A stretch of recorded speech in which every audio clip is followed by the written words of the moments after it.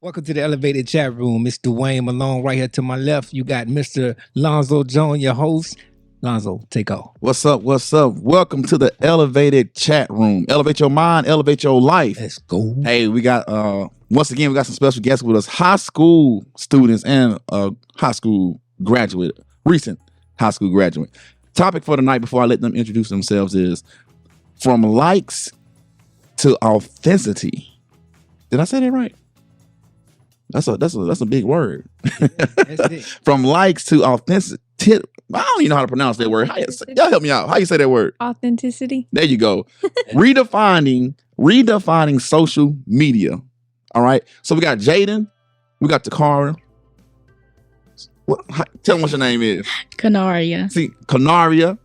And we also have Miss Aubrey. We're going to let Jaden introduce himself starting off. Let's go, Jaden. What's up, everybody, man? My name is Jaden Brown. Like he said, man, I'm a graduate 2022 of Florence High School. And right now I'm just in the field of work. So I just work. I do social media. I like to empower students, teens, and just mentor and just help people and make a positive impact. So that's what I do. All right, that's what's up. Hi, I'm Takara from Sheffield High School, representing the class of 2026. 2026? Woo! She's a youngin'. Hey, I'm Aubrey, also from Sheffield High School, also representing the class of 2026. All right. Hello, I'm Canaria, also representing Sheffield High School, also class of 2026. All right, that's what's up.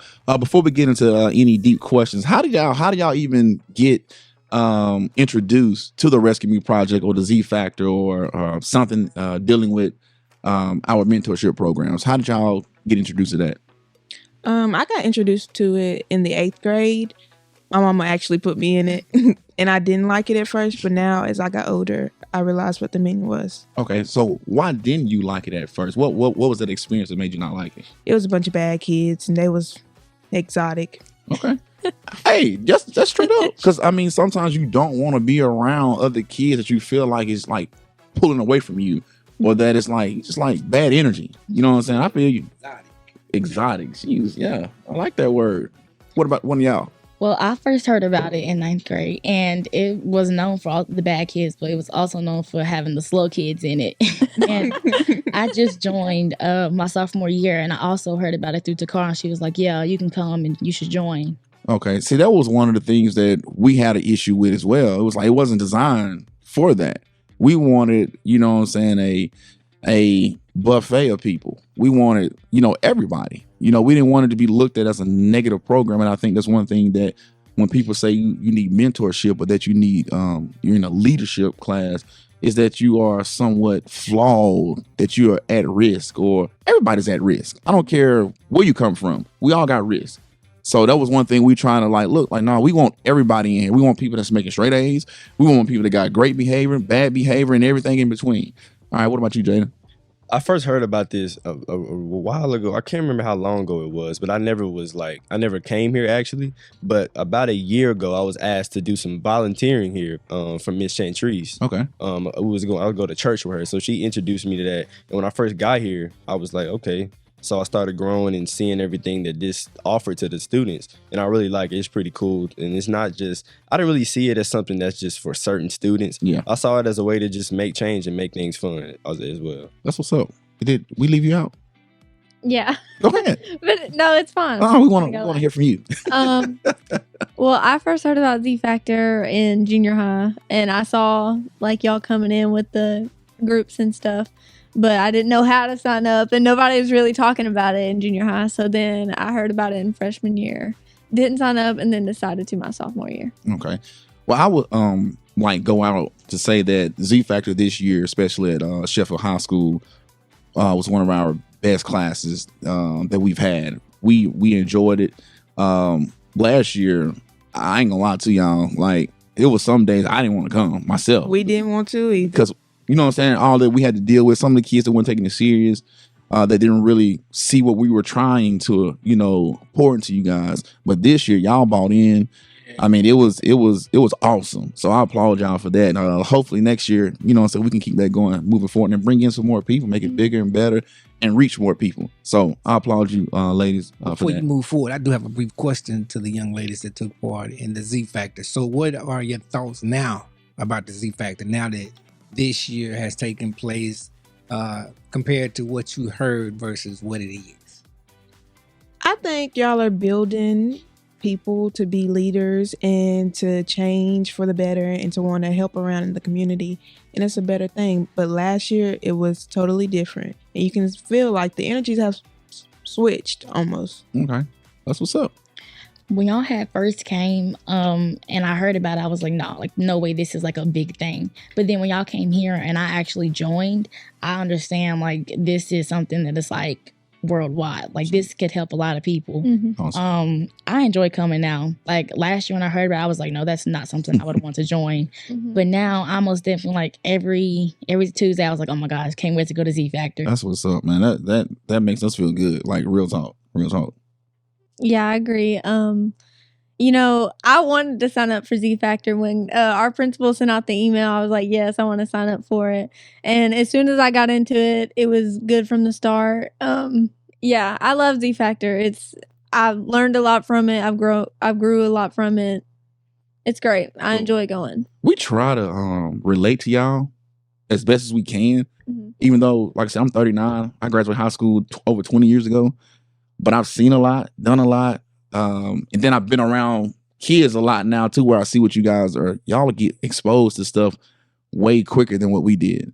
And we just try to relate to you guys. I remember when me and Dwayne first started, we would go into schools and speak. We were wearing ties, suits. You know what I'm saying? We was dressed to the T, but it was like it built a barrier between us and y'all. It's like we looked like we were superior. You know what I'm saying? Like we wasn't relating. Then we started wearing the J's, the T-shirts, the jeans with the rips, just trying to. And the next thing you know, we got kids coming. I say, man, where you get them J's from? Oh, I like that shirt. I like what So it was like we started building rapport from the moment we would walk through the door. And it just kind of eased y'all a little bit.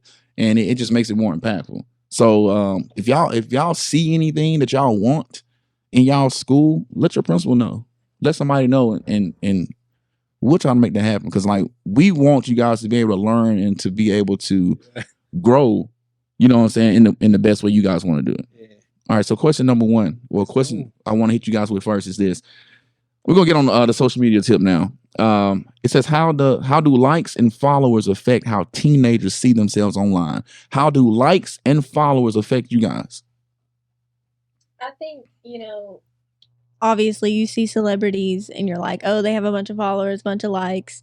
And a lot of people want that. They want the fame, they want the money, whatever. And they think they look cool by doing it. Okay. So, they post inappropriate things and it makes their reputation look bad just for the likes, just for the followers. Then they regret it later on.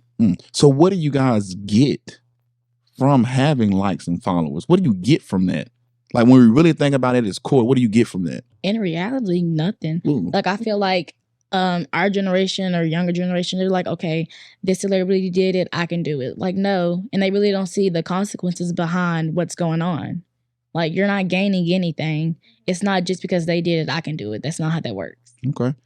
That's a good answer. Going back to the first question that we asked was, how do likes and followers affect how teenagers see themselves? What next person want to tap onto that? I don't think it does. Like, I feel like it depends on where you grew up and how you grew up. Because, like, people like y'all come into our lives and y'all teach us you are beautiful, you are this, you are that. And whenever you get on social media, you're like, oh, it's just a normal person. Because that's how I am. Because whenever I grew up, mama always told me that I was pretty. So it's like, I shouldn't have to compare myself.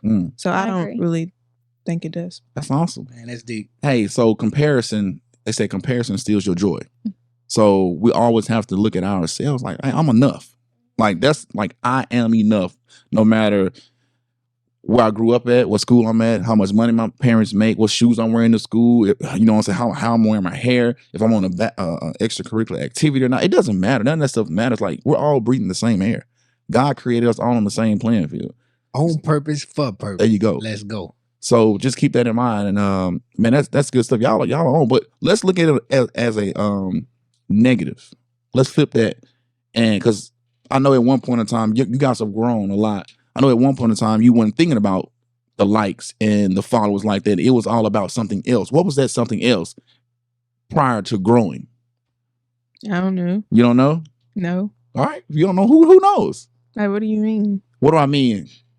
We just answered this question from a positive Mhm. aspect. What's the negative of wanting the likes and the followers, and how would that affect you in a negative way?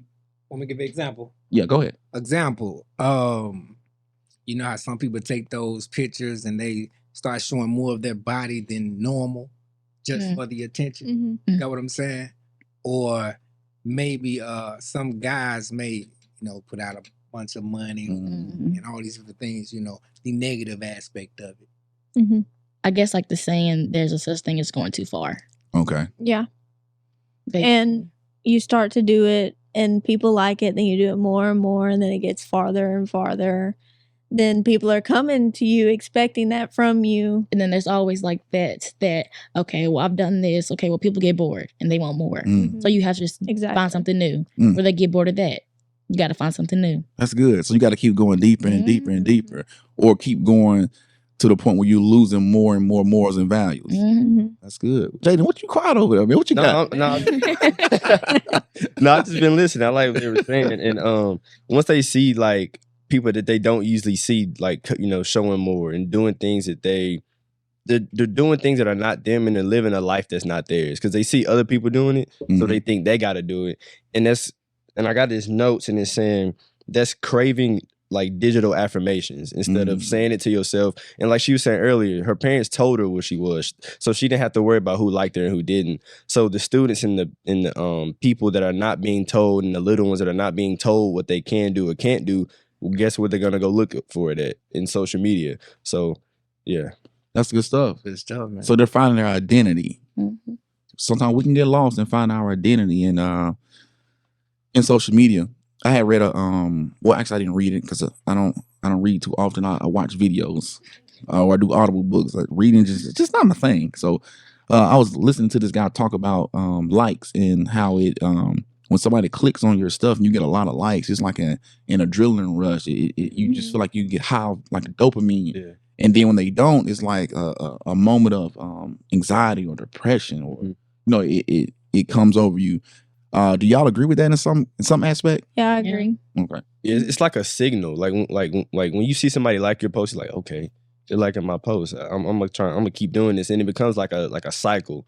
Post, check likes, repeat. Mm-hmm. It's like a repetition thing, and sometimes it's not really healthy for the mind and healthy for your mental state and your mental health. So, yeah. Man, y'all some pretty smart kids. What? Like I said, man. Those attention, when it all boils down to, we all want to be seen in some kind of way, whether it's good, bad, or indifferent. And I think sometimes we have to be smart of how we're going to use social media, because we can get attention. Y'all can do some crazy stuff to get attention. Y'all can do some brilliant stuff to get attention online. So my challenge is going forward, just make sure you're not one of the ones that's getting attention in a bad way. Whether it's showing too much of your body, or when y'all get emotional, and I'm talking to all of us, including myself, when we get emotional, we want to get on Facebook or social media and vent, and we typing all kind of crazy, saying all kind of crazy stuff online. But that's not really who you are. You're being led by your emotions, and your emotions can never be trusted. You should never be led by your emotions. God didn't create us that way. So just keep that in mind going forward. Anybody else want to say anything about that particular question before we move on? Mm-hmm. All right. Y'all know what a highlight reel is? Highlight. An Instagram reel? Like highlight reel. What is like? What's that? You playing sports. Like in a yeah. So like a preview? Highlight reel. Okay. Yeah, that's it. Just a highlight. Yeah, just a highlight. What are highlights? All the what plays? The good ones. The good ones. That's Facebook. That's Instagram. Mm-hmm. That's TikTok. That's IG.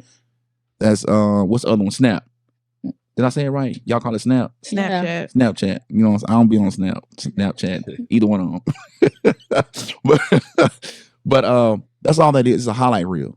So they're only going to post all the great stuff they've done, all the great moments that goes on. Very rarely do you get somebody that's going to post something sad or where they failed, because they want the attention and they want to be built up. They want you to see them a certain way.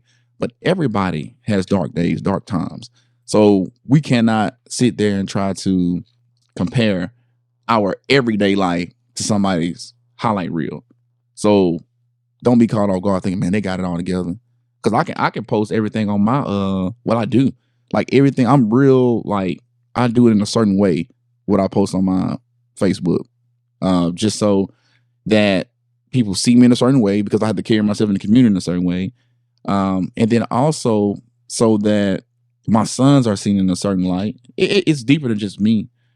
So we all do it.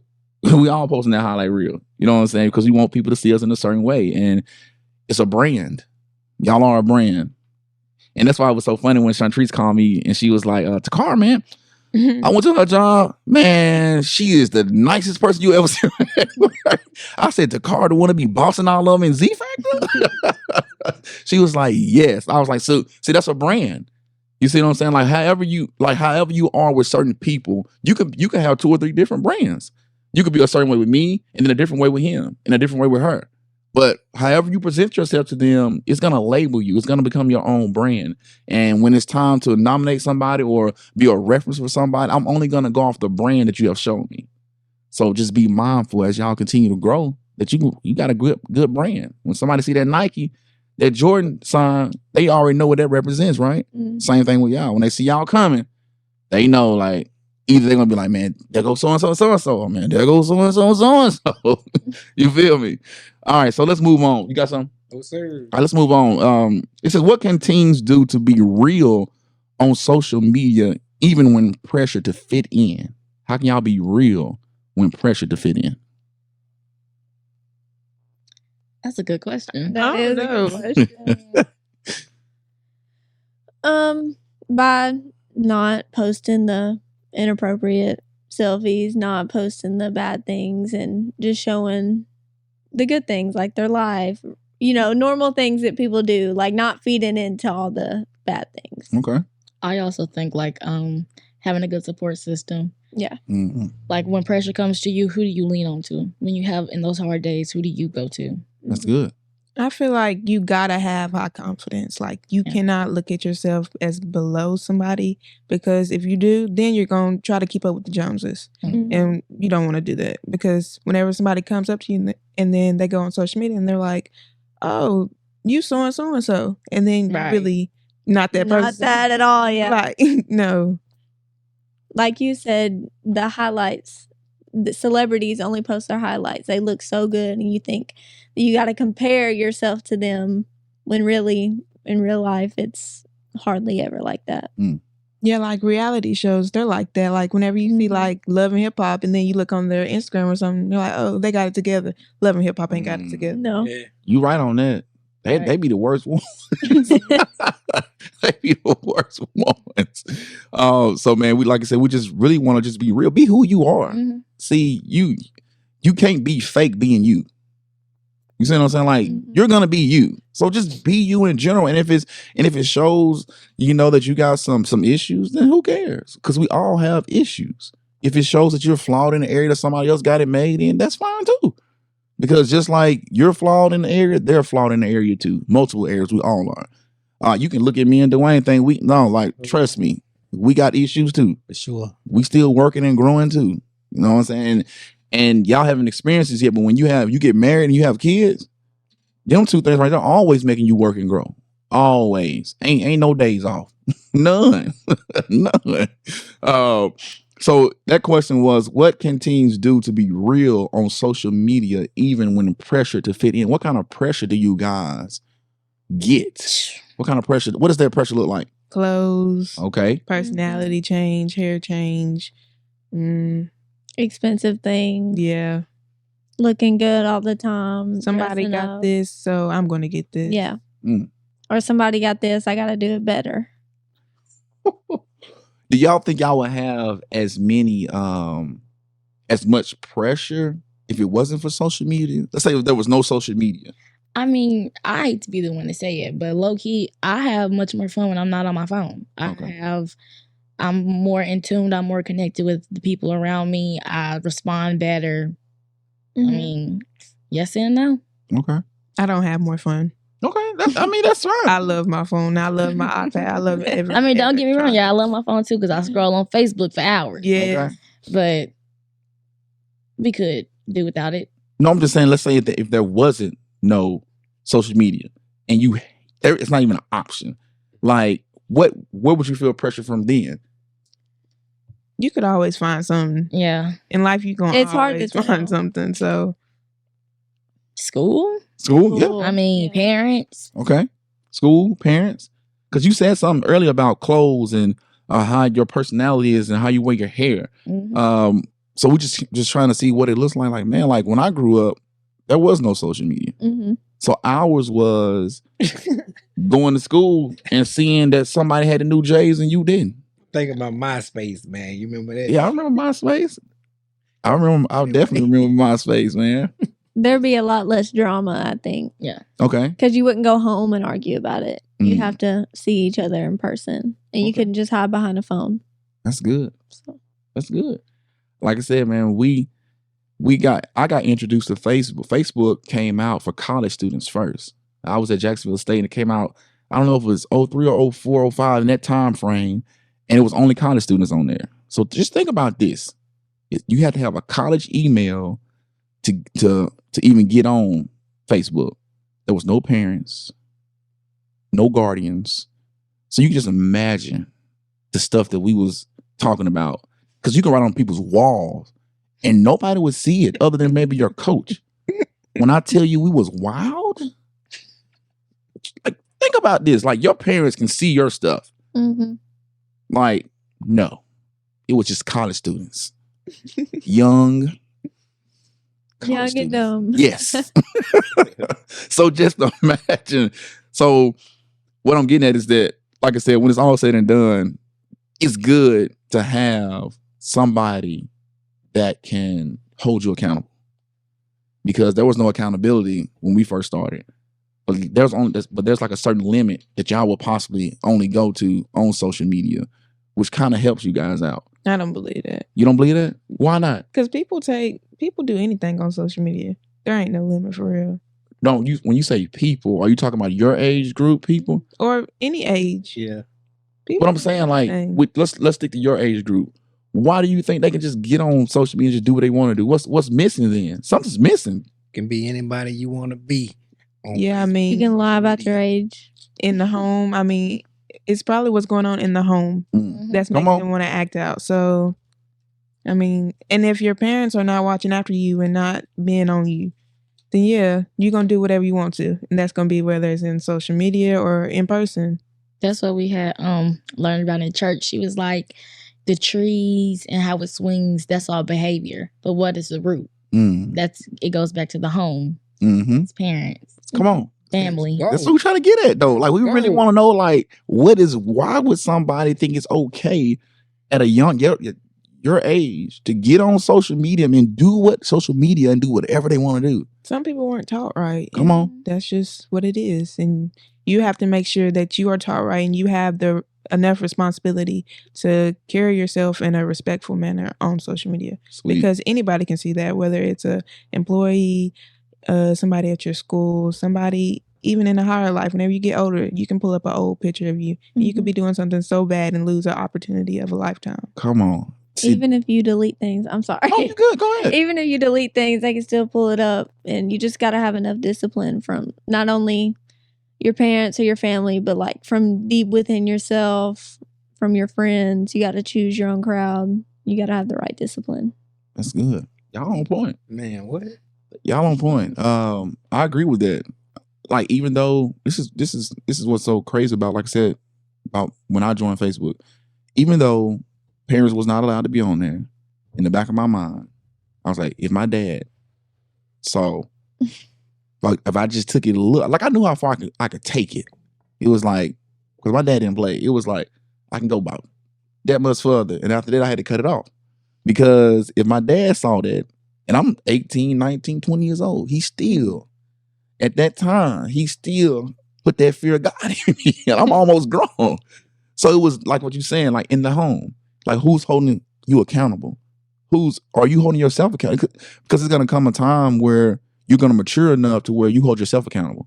And then you hold yourself accountable to your belief system, your morals, your values. You see what I'm saying? And that's going to carry you guys a long, long, long, long way. Because once going back to the brand, once we know we or people that has the resources to take you where you're trying to go, to connect you with the right people, once they know that you're a good brand, they'll go to bat for you. They'll go to bat for you. So just keep that in mind. Anything else? Anybody? All right. So my next question is this.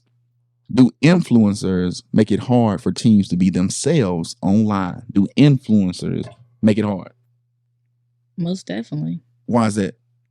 Because, like, okay, example, you see the Kardashians. Honestly, now these days, everybody has the same body.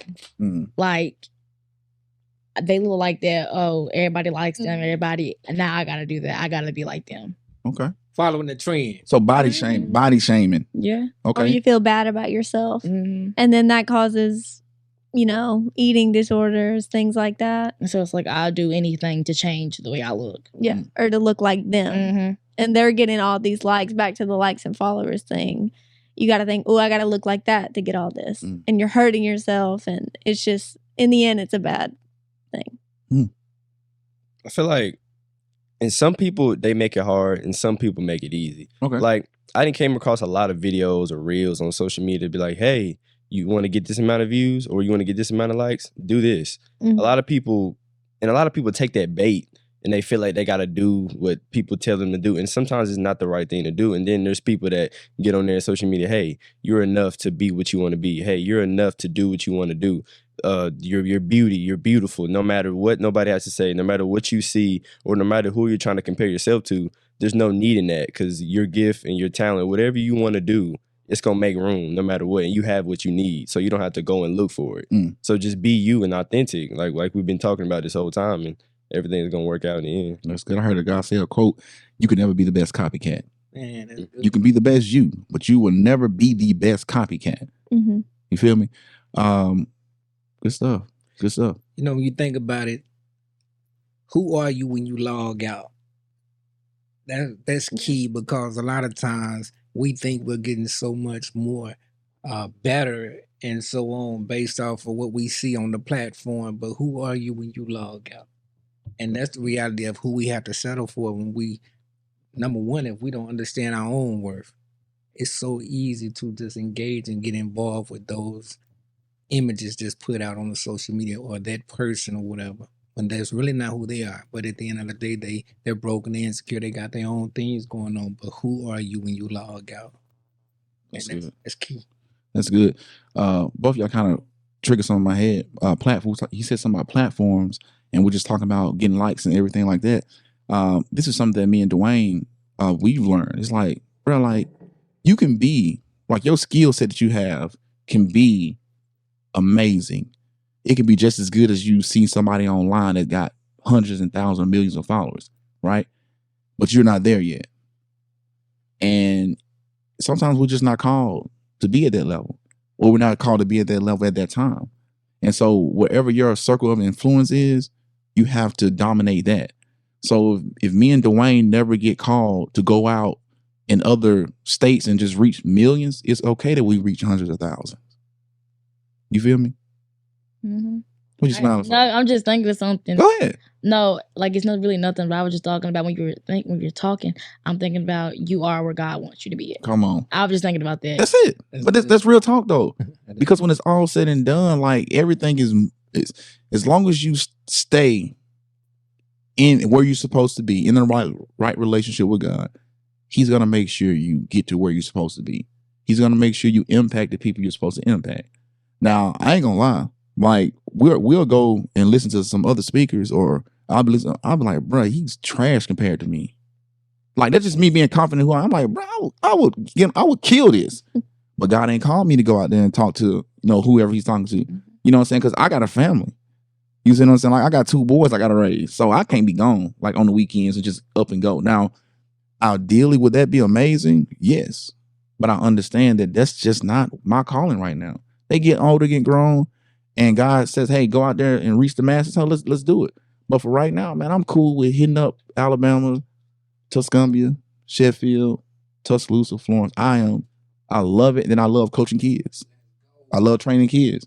So as long as God has me doing something, hey, I'm good to go. So as you guys grow and you feel like, man, I should be doing this and doing that. No, you shouldn't.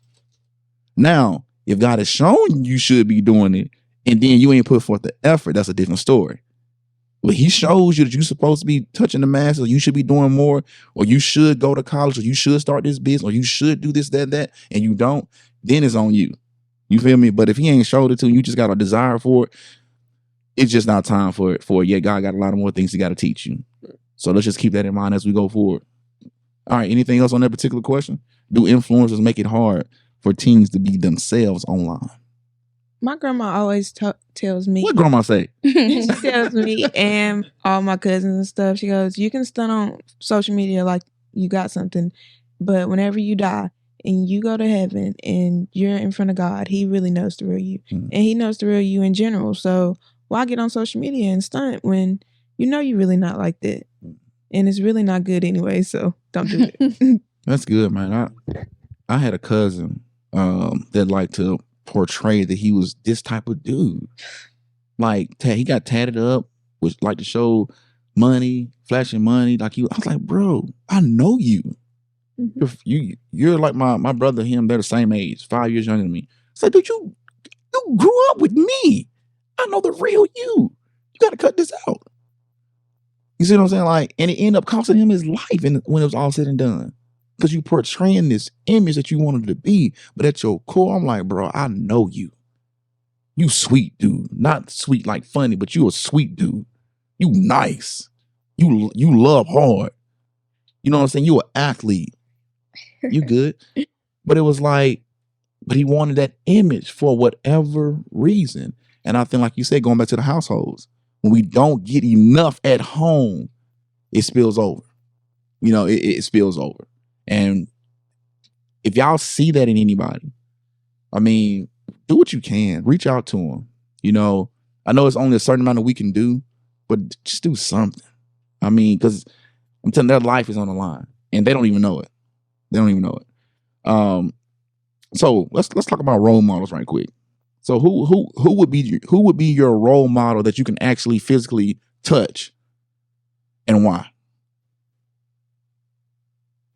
I would say my granddad. Okay. And you said why, right? Why? Why? Because in times where I may not always like it, but he gonna get me on track. He gonna get me where I need to be. He gonna tell me what I need to hear. He gonna say what he need to say. That's good. At all times. Like, it doesn't matter. It don't matter. Like, so for instance, let's say I like just something simple as I got work at 10 o'clock, right? So he'll, like, no matter how old I'm getting, he gonna come in there. He gonna make sure I'm hey, what time you leaving? When you, because he gonna make sure, because he has this quote that I not forget, but I make sure I remember in my head forever. And he says, being on time is late and being early is on time. Come on. So, and you can apply that to just any aspect of your life. So on time, meaning like, when the time is right, the time is gonna be right. And when the time isn't right, then you just gotta accept that and just do what you've been doing. Because God has you in a place where you are, like we said earlier, you are where you're supposed to be. So that's what my granddad tries to display to me all the time, that I am where I need to be, and he always pushes me to be my best self, no matter what it is. So yeah. So grandfather, we got a grandfather that's our role model. Who's up next? I'll say, like, for one, my teachers, my parents, anything that pushes me to do better. A bad grade could be my role model that pushes me to, okay, I need to do better next time. Or me feeling bad about something is my role model. Like, I need to get out of this hole and I need to do better. Anything that pushes me to do better and to be better myself is a role model for me. Okay. I usually say I don't have one, but if I had to, like, say somebody, I could say my math teacher, Miss Cosby. Okay. But that's it. Okay. So, but why Miss Crosby? Miss Cosby? Cosby. Because she just, like Aubrey said, she pushed us to do better, and she actually taught us a lot. Mm-hmm. And for her to try to do that with my class of 2026, we're very vocal and very aggressive, and and she just kind of calmed down the storm almost. And that was really like empowering. So what you telling me is your math teacher is a role model and he has nothing to do with math. No. I agree. She did teach us really, really good, and we learned a lot from her. And I can say on my ACT, I did very well because of her. And without her, I don't think I could have did as good as I did. But see, that's how it's supposed to be. Just because someone's your coach or your teacher, they ain't just teaching you about that sport or about that particular subject. They should be teaching you some stuff about life. And so that's what a role model is. You're modeling your life after somebody else's life, or they're impacting your life in a certain way. So that's what's up. Like, your math teacher is definitely a role model. And does she know that?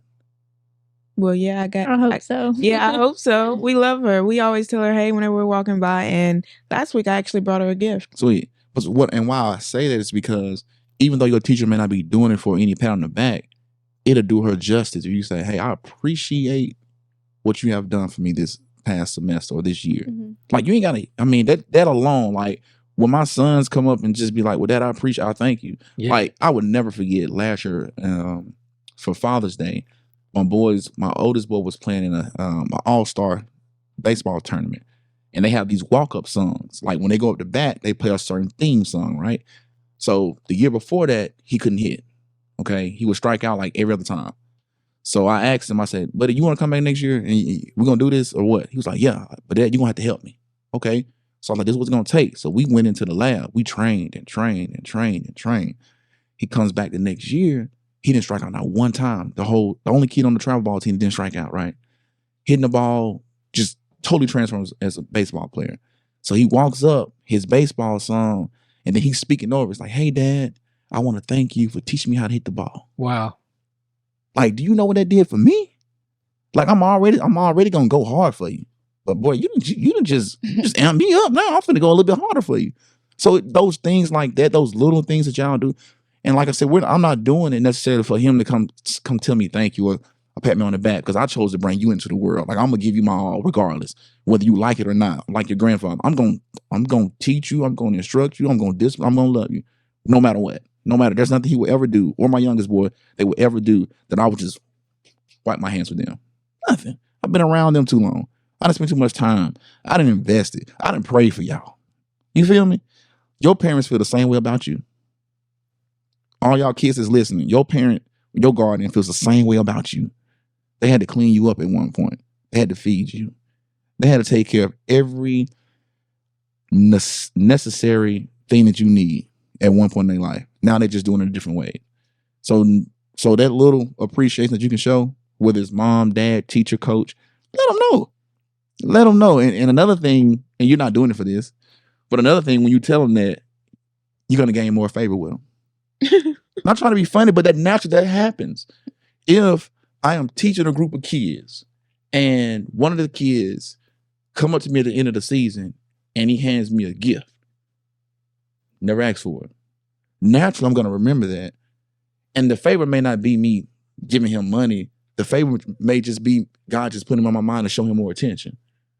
You see what I'm saying? It could be the smallest thing. Favor comes in all different shapes and sizes. You don't know what the favor is going to look like. But you will gain favor from people when you show great appreciation. So just let them know. I don't know how we got on that, but we did. So just let people know. Parents, let them know. Like, your mom and dad want to know they doing an okay job with you. Y'all ain't, you know what I'm saying? Y'all doing pretty good. So just let them know. Anything else on that particular question? Did you say something about your role models? No, I didn't. Go ahead. Okay. I'll say my role model will most definitely be my dad. A lot of people don't know this, but like the people close to me, they do know I'm adopted. Mm. And before that, I didn't have like no father figure, no nothing. And so when I got adopted, he's like taught me a lot. And one example would be my mom, his wife. She is currently sick now. Mm. And as I see him like just taking care of her and just keep going. And he's also like a foster parent. So like we have foster kids in the house that he's also taking care of. And as I see him like taking care of her, taking care of her and also taking care of them, it definitely inspires me to keep going. Like, this isn't so bad. What you're going through isn't so bad. It could be worse.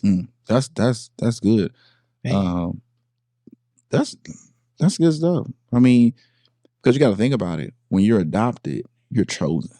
Like he handpicked you. Think about that though. Yeah.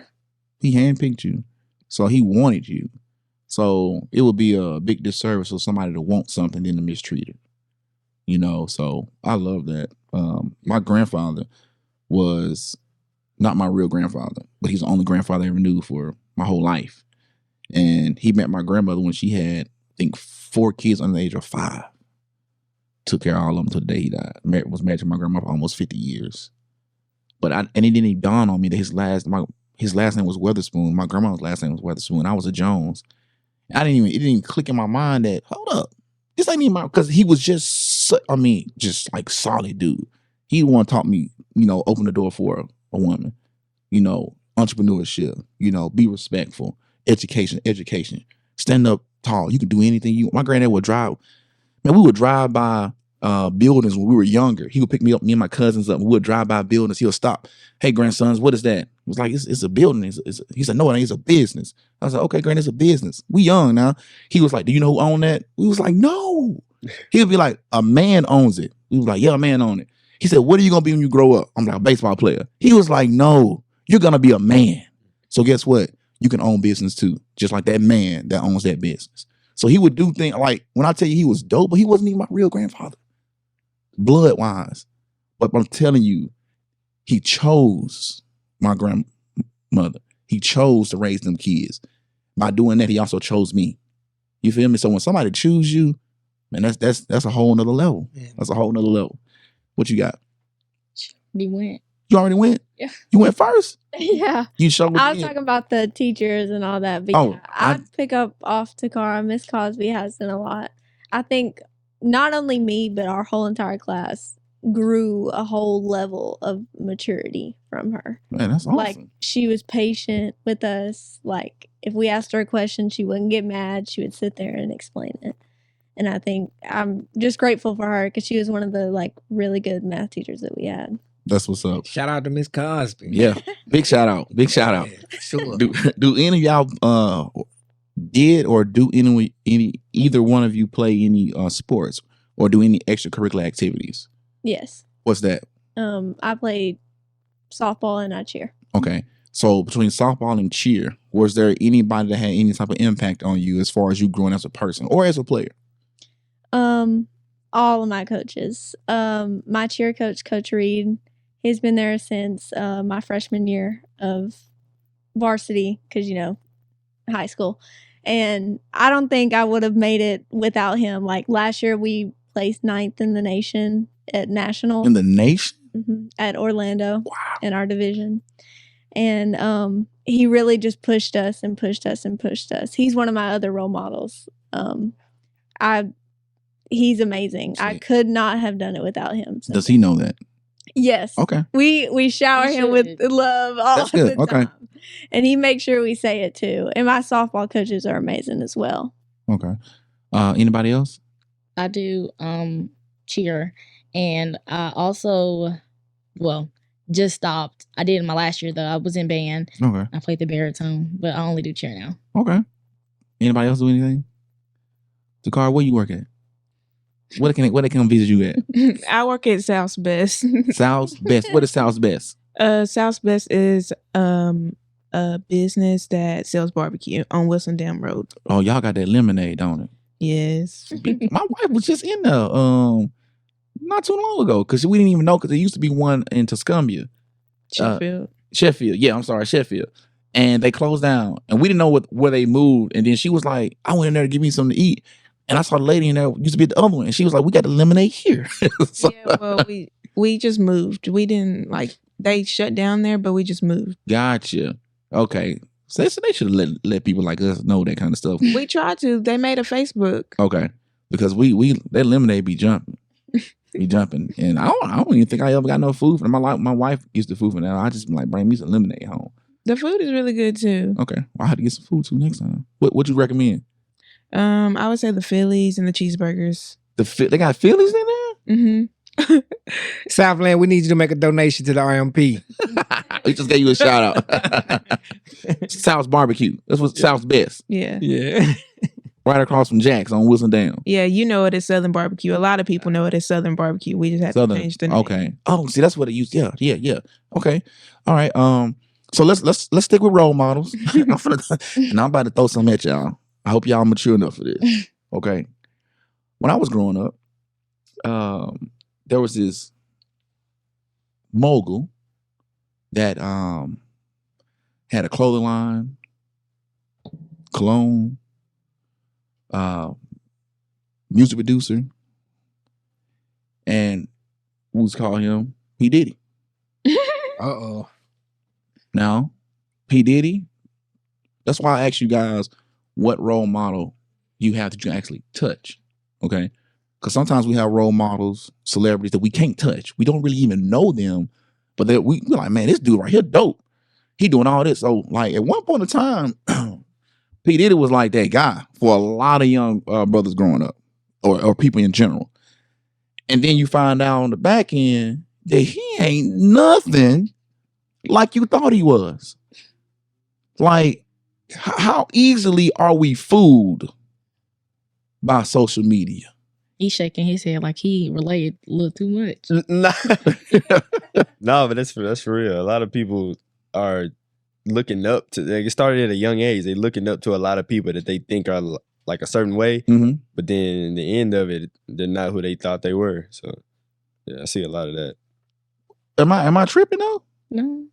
Like, have y'all ever looked at somebody thinking they this, and then you find out like, bro, they ain't nothing like I thought they were. Yeah. Cause like it threw me. Like, I had started hearing stuff about him. You know what I'm saying? So it threw. I was like, bro, I used to buy all your cologne. Like, I used to smell good. In high school, I was smelling good. I think he had one called Unforgivable. But that stuff right there, back when it dropped, it was fire. Like, you couldn't tell me nothing. And then, like I said, you hear all this stuff now that's come out. And so we, including myself, man, even people in their 30s, 20s, we got to be really, really careful who we modeling ourselves out after. We don't know these folks. And what's so crazy, some people will defend these people without even knowing them. How you going to defend somebody you don't know, but you don't want to defend your brother or your sister that's next door to you? Make it make sense. Make it make sense. Man, P. Diddy out. Y'all saw the video with P. Diddy? So tell me, when y'all saw that video, what went through your mind? What is he doing? Like, I want to hear from a teen, like your generation, when you see that, like a man, whether he's famous or not, but when you see a man putting his hand on a female like that, what goes through your mind?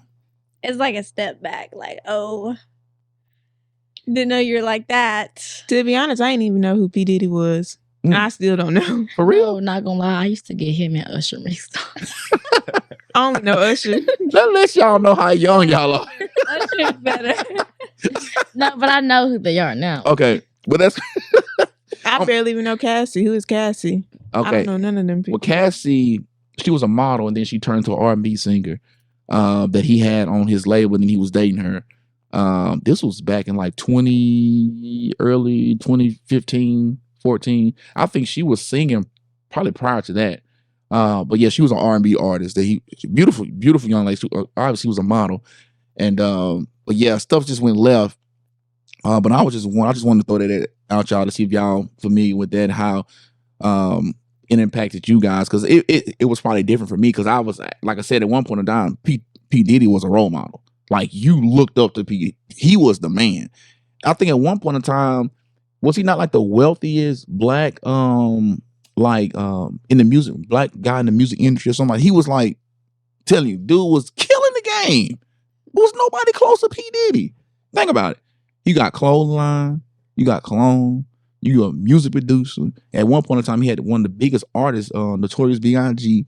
Before he passed away, one of the biggest artists. I mean, he was just killing the game. So would you say that there had to be some signs or something like that along the way that maybe people saw but maybe ignored? Yeah. You got what I'm saying? Definitely. Because if that's the case, there's so many people that all we know is the good they do. That's all we know. Highlight You got reel. what I'm saying? So if it's almost like you don't know not to look up to a certain person or anything like that until you start seeing the red flag. Mm-hmm. You got what I'm saying? Oh yeah. So it's like almost as bad as it is, whatever it is that they may do, those that are silent when they're doing their wrong are endorsing the behavior that later comes out to be exposed to everyone else. That's good. Man, that was deep. That's good.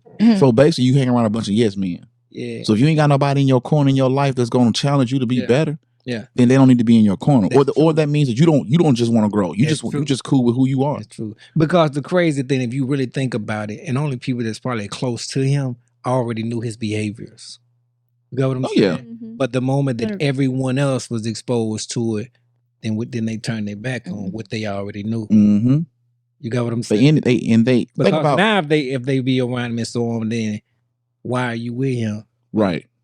So that's my thing. Like if you know, just for example purposes only, if you know that Jaden is doing all kind of wild stuff and you kicking it with him, and then you endorsing it, y'all doing it together basically, and then all of a sudden he get caught, and then it's like, oh nah, bro, I ain't got nothing to do with that.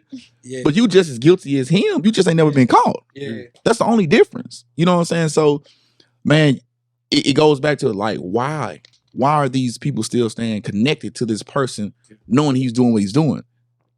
Y'all answer that question. Why do people P. Diddy, for example, why would people still stay connected to P. Diddy knowing he's doing all this foolery? Man got money. Oh, yeah, money. Okay, come on, be They honest. could hold something over their head. I mean, You can blackmail them. Come on, you got money. You can blackmail. What else? I don't know. Money and black. You saw how he grabbed that girl. He grabbed him up too. Abusive.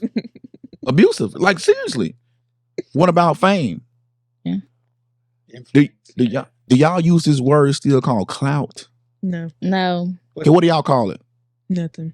When somebody wants to A pick me. What is it called? A pick me. Pick me. Yes. What? So it's like, oh man, Gotcha. so and so he doing all this. I need to be connected to him, so it looks like I'm doing something too. Like you don't have your identity, but you want to take your identity and part of him. Mm. So I'm a flunky basically.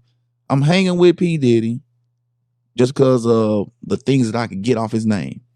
Just like you see these athletes with a big entourage. Like, bro, you ain't never went to the gym with me. You ain't never helped me train and work out. But as soon as I make it, you want to come run with me because you know if they see you with me, then you're somebody. Mm-hmm. You can leech off of my hard work, my name, and my fame. And I think that's one of the main reasons too. Like, bro, like, why would I cut myself out all this money that I'm getting? What was the other one y'all say? It was money. What was the other one? Blackmail. And abuse. So basically, they say your boy Diddy got tapes. We ain't gonna talk about what they say. He got tapes blackmailing all these folks. So it's like, bro, you in debt to somebody because of a bad deed that you sown. Remember, what's done in the dark will come to the light. So as you got ladies and gentlemen continue to grow and experience more in life, remember that everything that you do one day will be exposed. So like I said, it goes back to the brand that you're creating for yourself. So let's just make sure that, hey, we doing what we're trying to get to where God has said we need to go. All right, that makes sense? Mm-hmm. All right, y'all a good crowd tonight. Y'all doing your thing. You good? Yeah. Always can come back if you need me. Yeah. Oh yeah. So let's hit this one right here. It says, can social media be a good place for teens to be honest and make real friends? Can social media be a good place? Yes. Yeah. Yeah. 100%. How? It convinced me. To be honest with you, I have friends like all over the world. Okay. And I have like these two friends. They just graduated high school. They live in Arkansas. And I went to Arkansas. It was like, I was like 12 maybe. And I met them online. And you know, some people like, don't talk to people online because they can do blah, blah, blah, blah. Well, these two people, they're like really good friends. And like, I've met them and they're really great friends. So you can meet great people. You just got to put your trust in the right people. Okay. How do you know it's the right person to trust? Like, how do you know that? They ain't snaked me yet. But you didn't know that going into it. So how did you know to even try to build a relationship? That's what I'm getting at. Like, You feel me? Like, how is it random or like you see certain qualities in it? What was that like? I don't know. Honestly, I just put my trust in it, and I just said, I mean, they were always there for me, even whenever I was in a dark place, and they weren't trying to, because they're boys, and they weren't trying to like get something out of it. They were actually being genuine, and you could tell that. And we could go like months without talking, and then something just happened, and they're like, "Hey, I'm just checking up on you," and those qualities, those were great qualities. So, okay. Who's up next? I think like the support system you can have on social media is crazy. Like it can be so good. Like yes, there are times where people are bullied, but like now I rarely see it. I honestly I don't ever see. Well, I see people arguing all the time on Facebook, but I never see somebody commenting, making fun of somebody's looks or whatever. Just a lot of the times we're liking each other's posts and hyping each other up in the comments. And I will say this generation, we're not really scared to like, No. You ain't finna bully me, first of all. Yeah, no. I'm gonna say something back. Yeah. And I know a lot of people my age are like that. So I really feel like bullying is going away. There's such thing as trolling. Bullying, it's fading away. Okay. I mean, even in school, okay, we have this thing, we have the honors class, and it's us, and it's a whole bunch of other people. And not even that we be trying to, but the honors class, we're very opinionated. We're not scared. We've made 2-3 teachers cry. Ain't playing no games. Yeah, we get stuff done. Yeah. This girl said we get stuff done. Did you hear her? I'm telling you, she don't play. Let's go. We've changed a bunch of things. We're really spoken class, and we're gonna win, and we're gonna tell you our opinion about everything. I can say in middle school we changed the whole dress code for for the next generation. So it's set in stone and it won't be changed back. So we've always been like that. And now I can say in the 8th grade and the 9th grade and even this grade, every single year we've made an impact, I can say. Even in elementary, at Ellie Wilson, we had a whole riot. Oh my God. We had a whole riot in school. So y'all don't play about your generation. No, because if you're here to teach us, then teach us. You're not here to be my friend, and you get paid to teach me. So teach me right, or it's gonna. I mean, we gotta say something. If you stand for nothing, you fall for anything.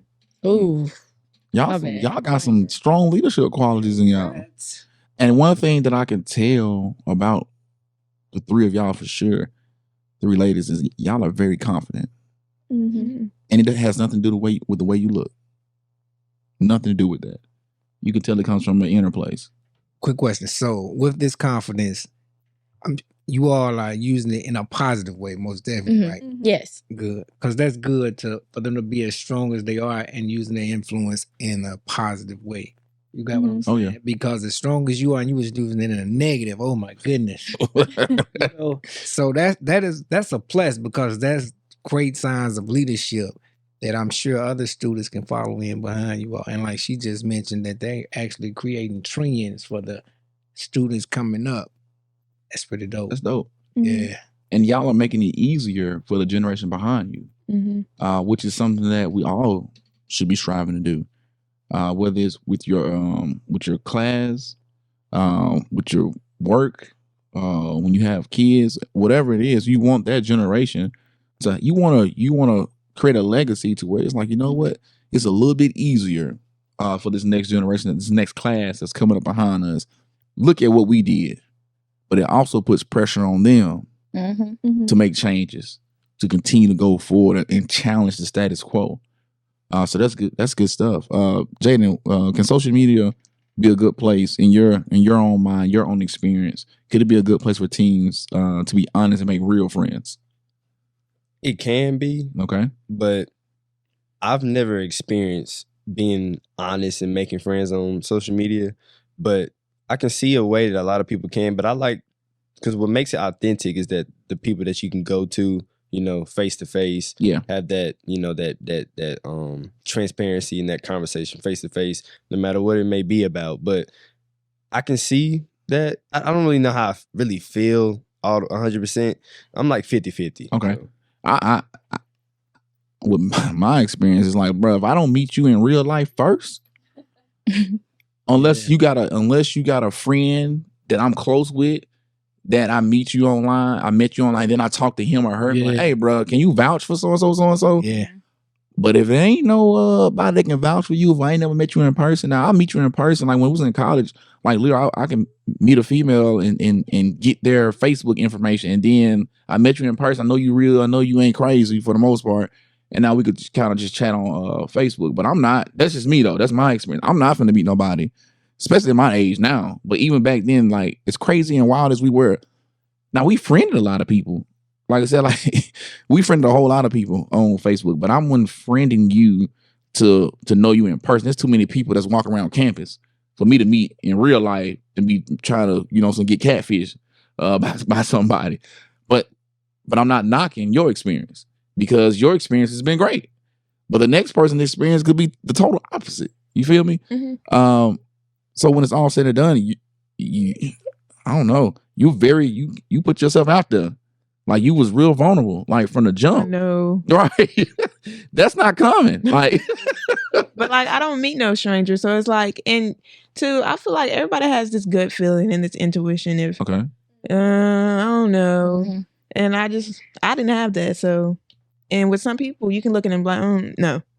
Gotcha. Yeah, I feel like we're mature enough to look at somebody and be like, they're not real. I mean, I don't really talk to strangers anyways. Like, I'm not planning to meet up with anybody, but yeah. So if somebody random comments under my post, I could really care less. It doesn't bother me. I can definitely say that because the whole thing about the car, when I first, because I went to Florence my whole life, and then I moved to Sheffield in 5th grade. And I remember when I walked in class and I sat down, and I sat in front of Zion, which somebody else, and Takara's sitting behind me, and I'm just sitting down, I'm looking, and all I hear is, well, has she said anything yet? And Zion was like, no. She was like, okay, well, why she's not talking? I wanted to talk to Canaria so bad, and I finally did. And I asked her a million questions. But we grew closer. I mean, we've always been around each other, and I can say we all have the same attitudes, and we all gonna get the same response. It's kind of like crazy almost. Like our class, the bond we have is crazy. Mm-hmm. Like even we've heard it from every teacher every single year, telling us that if one of us thinks one thing, we're all gonna back it. We're all gonna back one person up. And we have a huge honors class. We have like 25, 30 people in there. Yeah. And we've all grown up together. So I mean, it's just a strong bond, and I'm grateful it's like How did y'all create that bond? Like, I don't know. We take us on that always journey. I remember, like, even in the 5th and 6th grade, we were always arguing. We always argued with teachers. And if we didn't like something, we always said something. We always had like a head person, and our head person left us. Was it last semester? Yeah. She left us last semester, and she moved to Deschler. And now we don't have that person. So we kind of like grew closer. Oh, sorry. Good. We grew closer, and we realized since she's not here anymore, we have to speak up for ourselves. And now it's like really loud and in your face. Yeah. I mean, we've gotten each other in group chats. I mean, we're talking with each other personally. We've gone out to eat breakfast with each other. Before our first AP exam ever, which is like last week, the honors club was a good bit of us. Sorry. We went out and we went to breakfast, and then we went to the park just to play. And then we all went and took our AP exam. And even though we don't hang out or talk all the time, when we see each other, it's like, we've known each other. We've known these people forever. That's what's up. I like that. So that's what's up. You need a strong support system. You need people that are like-minded. Because it's horrible to be around people that don't challenge your thinking or think higher or at least on the same level as you. Because it's frustrating. It gets frustrating. So that's good. Y'all keep that up. Like that bond. And like I said, it goes back to branding yourself. Y'all all are branding yourselves together. So when you guys go off and start doing different things because you got that relationship with somebody, you can always lean back on that.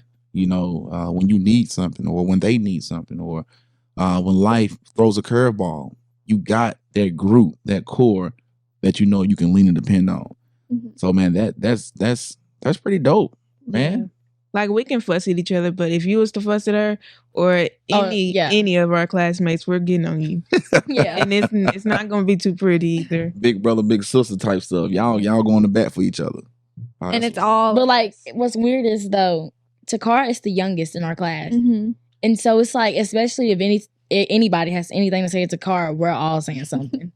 Like actually, And it seemed like Takara is the boss. yeah. Oh yeah. Like it seems. Yeah. Like Yeah, I'm the youngest. She's a Leo.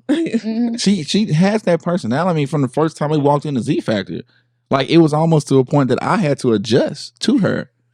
Because no, don't get me wrong. Because even though she's a young lady, her personality can really deter you if you do not recognize that. Oh, that's just who she is. She's not being rude. You know, so and I had to learn that, and then I think she probably had to learn me too. Because I would say stuff to her, she would look at me funny and stuff. Yeah, I'm like, look, I wanted to get on you a few times. She's but I was just like, blunt. She's blunt and she wants the right things. and I'm the same way. You know what I'm saying? Like when it's all said and done, like I'm like, it ain't no gray area with me. Like Dwayne has had to hold me back sometimes from saying stuff to people that we've brought in for an event, and I didn't like what they was doing or whatever the case may be. And he's like, bro, you gotta chill. I was like, no, we paid them. You know, I was like, well, you want me to say something to him? He's like, nah, man, it's cool. But I'm like, well, don't bring it to me then, because said, "No, we won't deal with them no more." so, but yeah, you have to learn people, man, and it's good to have people that are different in your circle. You know what I'm saying? It just makes it makes the circle stronger. Jaden, you've been quiet over there, man. Drop something for us. No, man. I'm good. They hitting every point. So we just hit on can social media be a good place for teens to be honest and make real friends? When we say be honest, we're just talking about being your true authentic self on social media. Do y'all feel like most people are being, that's in your age group, do you feel like most people are being who they say they are, or they're being something different on social media? What you guys see? I don't know, because I can't be my true self on social media because my mouth is crazy. Yeah. My mind is crazy. Sometimes you got to filter some of that stuff out. That's how I look at it. Okay. So you're still being yourself. You just being a more controlled, a more wise version of yourself. Because you're still yourself. You're not fake on there, are you? Okay. But see, that's good. You have to recognize, like, hey, I can't just let it all be out there on social media and then, deal with it. You feel me? Because like there's other layers of myself that I don't show on social media. That's foolish. But then too, whenever you're private on social media and then people actually meet you, they're like, dang, this really her? A lot of people don't know like how I really, like, they know I'm a person and they know I like certain things, but they don't really know I'm really loud and really vocal and really opinionated and bossy. Like, people don't realize that. Well, once they meet you that one time, they'll understand that they want to be connected. They'll be connected. If it's not, then it just ain't supposed to be part of your circle. I mean, just that simple. So, but that's good though that you use wisdom, and you may not even call it wisdom, but that's what you're doing. You know what I'm saying? That's smart to not just throw stuff out there because everybody can't handle that. So what were you about to say about that particular issue? Thought you had something. No. Nobody else had nothing? I do. Okay, go ahead.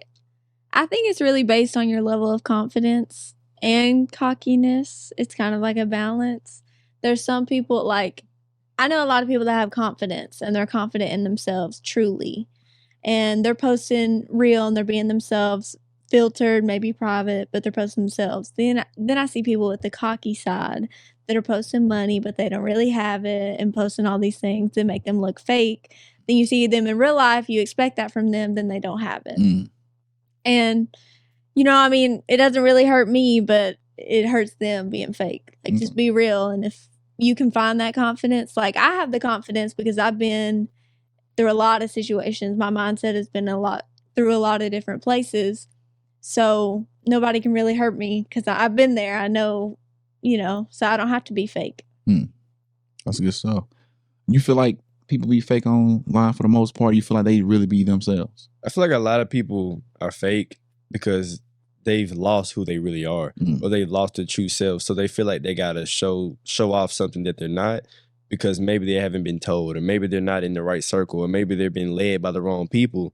So if that's happening to them, they're gonna, do what satisfies their mind, but really it's hurting them and it's bringing them down. When really, like, when it comes to elevating and helping others and doing what we're supposed to do and doing what we can for others, it'll help them elevate and find who they are, so they don't have to betray a fake image or betray somebody that they're not. So, y'all got some good answers, man. This is the elevated chat room. Elevate your mind, elevate your life. Y'all have been on point. We got one question left, and we can get up out of here, man. Y'all have done a great job. I definitely appreciate you guys stopping by. You know what I'm saying? Our little podcast. You know what I'm saying? Feeling special. But now, It's feeling special. y'all are special. Don't ever doubt that. Y'all are special. As long as you breathe the breath of life, y'all are special. Y'all are worthy. Y'all are precious. Y'all were created on purpose for a purpose, not a mistake. So, and don't take that lightly. Yeah, all y'all got something to do to impact this world. And it starts with your circle. You impact your circle first and go from there. Just keep doing what y'all doing. Special group. And I really mean that. Really do mean that. How can adults help teens stay true to themselves online? How can we as adults help y'all stay true to being yourselves online? All y'all smack at the same time. Laura was saying earlier, her mama gave her the confidence and told her she was pretty and told her she was beautiful. I think that's what you got to do as a parent. I mean, even if you don't have kids, an adult, you could tell just a kid, like, hey, know you're enough, know you're worthy. The things you see online, everything is not real, everything is not true. You just got to build your confidence. And I think adults help a lot with that because, we listen to grown adults. Y'all listen to grown adults? Yeah. Sometimes. Okay. I think it's back to what Kanaria said about what happened at church. I was just gonna say that. The lady told us it all starts in the home. Mama, she always, ever since I was really little, she always kept a mirror in my dresser. And every morning I would have to get up and say affirmations. And I hated it. But as I got older, it really helped. Like, somebody could say something about me and you really can't, like, it don't really affect me because I know who I am and I know how, I know I'm a pretty person. Like, you cannot say otherwise that I'm not because how I grew up. So tell your kids that you love them, please. Oh, that's awesome. And tell them that they cute. Me and because I was just gonna say the same thing about church. They were like, parents, sometimes I know you don't want to, but you need to apologize. And I feel like that is a big thing. It really does come from the home. I feel like parents nowadays bash a lot, like just very negative energy and stuff like that.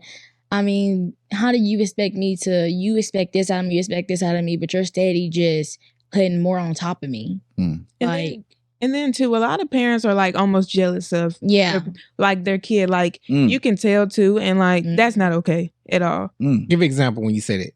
Like you could hypothetically, like some what you seen, like pick at their kids, like tell them, oh, you didn't do so and so and so and so, knowing they did that, or like bash them, almost like Kanaria said, and call them a disgrace and all that. And parents don't realize stuff like that really hurts. Like sticks with it builds character, but also that hurts. So like Church said, apologize to your kids. Like sometimes parents really do hurt their kids, and if you don't have enough maturity and accountability to apologize as a grown person to the child that you birthed, and you're never going to get nowhere in life, and that's going to really stick with your kid, and your kid is going to have low confidence and low self-esteem, and they're going to reach at social media to fill that void because you didn't do it. And then they're going to be thinking, well, why doesn't my child, why don't she do this? Why don't she do this with me? Why don't she love me? Why don't she talk to me? She don't come to me. Well, you see how you're acting. Look at like, right. That's why, like, things that parents say stick with. Ooh, things that parents say really stick with you. That's why you need a parent to say you're beautiful, you're this, you're that. Not, oh, you're a disgrace. I'm disappointed in you. I'm this, I'm that. I mean, you're this, you're that. Because you think that about yourself, and you remember that, and it plays all the time over and over in your head. And especially if you don't have the support system like we do, it really does take a village. And you got to think about the kids who don't have the village and only have themselves. And they can really, like, that's what leads to suicide. That's what leads to a lot of stuff going on. You need reassurance. Especially when they're already, like, they already got so much on top of them and already going through such a hard time, whether that's outside the home and then going home and having to deal with this on top. Yeah, no. Man, y'all own it. I love this. But This is also, good. it's like, as kids, you have to, like, take responsibility. Yeah. Oh, yeah, I didn't do this. Let me get right. So it's both. But- It's a two-way street. Yeah. Yeah, and it's always going to be that way. Like, sometimes a kid's going to be wrong and sometimes a parent's going to be wrong. It's not always one's right, one's wrong all the time. Like, it comes from both ways. It could be more of this side and more of that side, but you're always going to have it from both ways. And all that yelling don't be cause for. It don't. No. Quick No, question. you don't. Quick question. How important is it for the kids to let their parents know that, you know what, you were right? Mm. It is important It is. because How often is it done? not Yeah. a lot. I would say not often enough. I hear it a lot of times when people grow up, Yeah. then they start to say to their parents, "Oh, you were right." Mm-hmm. But it's just, I mean, it happens to everybody. The teenager and parent thing. Sometimes y'all don't Yeah. get along. You clash, Mm-hmm. and it comes from both sides. Like I said, Because I believe if parents heard it more, they probably wouldn't be in repeat with some of the things that they're saying that they're hoping that you wouldn't do. But you got to think, though, some parents like to hold stuff over your Yeah. head. Oh, I get that. So Yeah. it, like, I got a lot of pride, and it took a minute for me to tell my mom a certain stuff, like, and it was because I felt like, what if my mama held that over my head? Because I'm gonna get mad at you and I'm gonna say something, and we're gonna be into it. So it really takes a lot of maturity and growth. yeah. So the parents got to create a safe place. Yeah. That's good. No judgment. Mhm. And you can't just expect your kid to come running and love you when you don't have that safe space. Mm. So let Yeah, me ask you it's this then. important This to is have good. it. I mean, real we're good. going down this direction, but this But is good. no, we're gonna have to do an episode on Yeah, this. yeah, for Like, sure. get y'all back on Y'all parent. now, Yeah. now, now good for coming back to that. Yeah. So let me ask you this. So what advice would you give to the parents in creating a safe place? I would really say just be patient, honestly. Just be there. It takes time. Yeah, be there and be patient. You got to understand and sometimes put yourself in their shoes. And even for the kids, Yeah. put yourself in your parents' shoes and look from their perspective, because you might be on different beliefs or you might think different things, but you have to put the other's feelings and thoughts, you have to respect that and see where they're coming from, because you can't just be mad at everything and be right all the time. Yeah, like I'm going through this, but also look at it. They're also going through Yeah. something. That goes for parents and kids. They That's both good. should do that. Because it's our first time being here on this earth. Like, we didn't, it wasn't no handbooks. Like, We didn't get a warning for this. exactly. You know the crazy thing about that? Mm. For some parents, not all parents, but some parents, it's their first time being parents. Mhm. Yeah. You got That's what why I I'm saying? said it's the same Yeah. thing for the kids and Mhm. the parents. And also, don't judge, because you done did it too, probably. Yeah. So Yes. don't even judge. Yes. And please don't be one of those ones where your kid trusts you enough and they confide in you and here you go. Oh yeah. On Facebook. Guess what? Oh no. Yes. Yeah. Gosh. Oh no. And it ain't because of that phone. So- And It ain't. And you wonder why your kids don't come to you if you're sitting there gossiping about it Mhm. all the time. So do y'all actually y'all know parents that has actually done this? Or Our y'all own just speak. parents. Oh wow. Yeah. Okay. And see, look, y'all helping me. Like I got two boys. Y'all are like straight up helping me. I do a lot of research and reading and well, like I said, I don't do a lot of reading, but I do a lot of video Audio. research. Yeah, audio. Watching. And I'm always trying to step my game as a father. And I had to learn, like just with my boys, like after a baseball game, like or a sports event, like I don't talk about the game in the car with them on the way home. Like I used to just be in the car, just like if they did bad, I would just be talking about blah blah blah blah blah. And they're already down on themselves. Mhm. So after I got done reading and watching this video, he was like, "No, I want you wait till give them 24 hours, and then you talk about it the next day when you're not emotional." Because man, I can be ticked off because I know, like my youngest boy, he ain't struck out maybe one time in 15 games this year. In the last game in the playoffs, this boy struck out 3 times. Mm. You know how I was the frustration that was building up inside of me. Mhm. Like I mean, I wanted to just let him have it on the field, but I was like, no, And two, it's not that deep. it's not. And he feels that hurt too. Yeah, He was the one, he was in that position. That's what I'm saying. You got to put yourself in the other shoes. Exactly. So I chilled. We didn't talk about it, and then he got over before I did because you know what I'm saying. Like as a parent, and like he's like the best player on the team. Like, dude, if you hit, you're third in my lineup. Like you're my best hitter. I need for you to perform. But I always told him though, like I don't love you based off your performance. So my love is not gauged, you know what I'm saying, based off how well you do. You see what I'm saying? Like, don't get me wrong. Like I like to see you perform at a top level, but I don't love you no different. But yeah, so like I said, what y'all are talking about is teaching us as fathers and as parents how we need to interact with y'all. You know, like make sure it's a safe place. Make sure we're not talking about them behind their backs. You know, make sure that we're not judging them. Because I'm gonna tell you right now, I already told my wife, I said when my boys get a certain age, they're gonna have to sit down. We're gonna have a talk about all the stuff that daddy did. Because I know they're gonna the same things that presented themselves to me, it's gonna present themselves to you. You see what I'm saying? And probably at a younger age. And I'm not gonna judge you. Like, but if you see this, you gotta come to me. Like, don't try to go through it by yourself. Because I got out of it. But what if you ain't strong enough to get out of it? What if it's just too deep for you? And so yeah, we gonna that whole parenting insights from a teenager, man, that's gonna be a Powerful. yes, very powerful.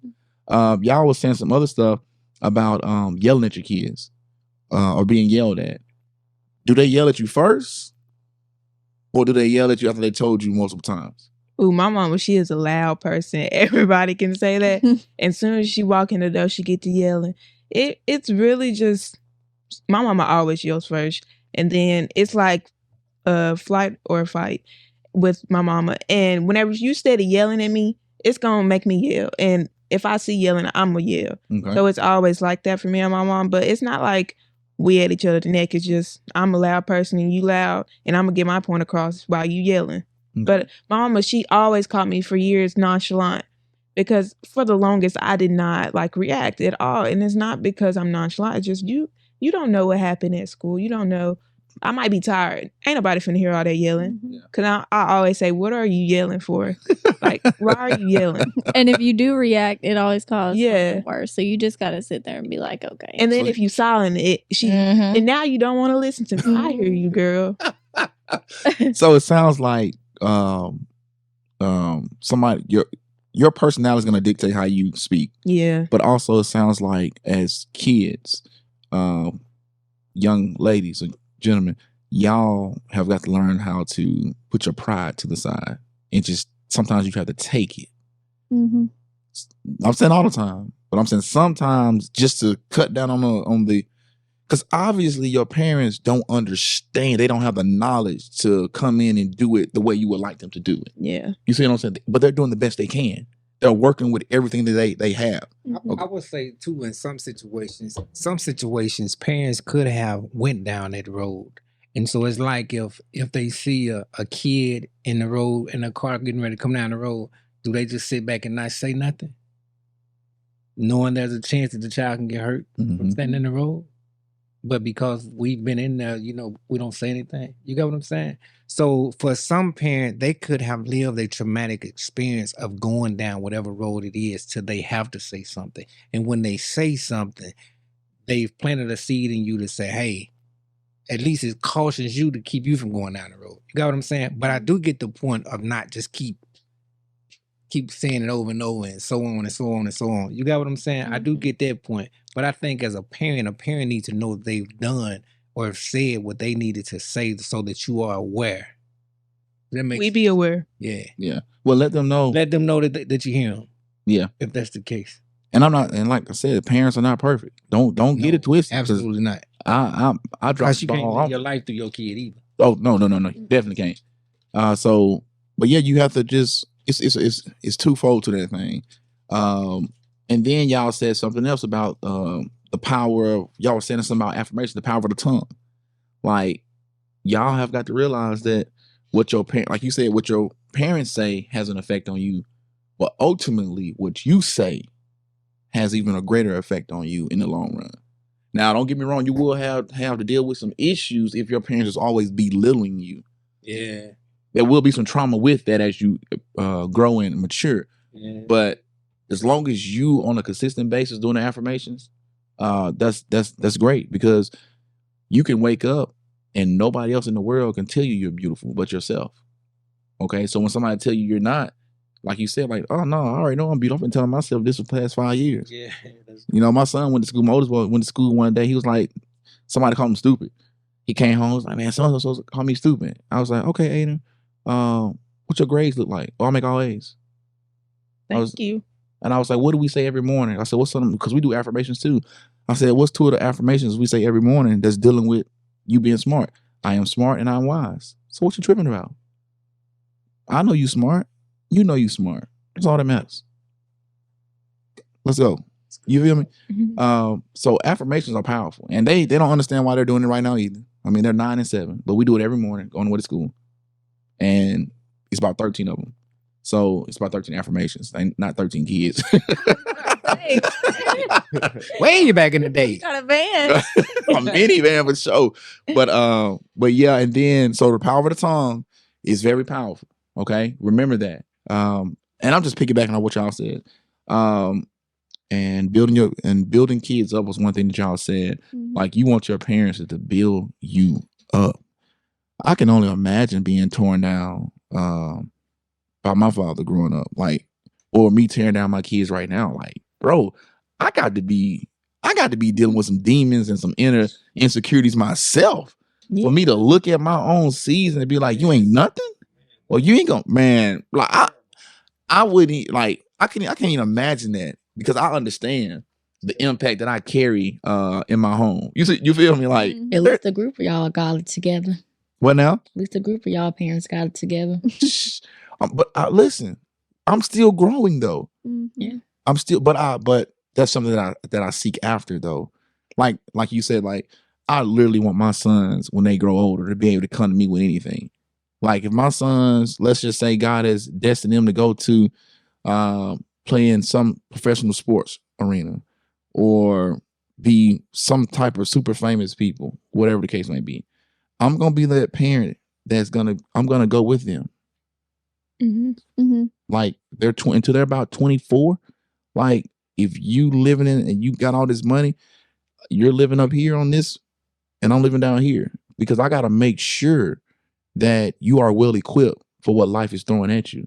Like, I want to have that type of relationship that he don't mind me coming, or they don't mind me coming, or me and my wife coming, because because like, even though you semi grown now, and you got all these funds, like, no, bro, somebody got to manage it, and we definitely ain't gonna trust nobody else. Like you've been with me your whole life.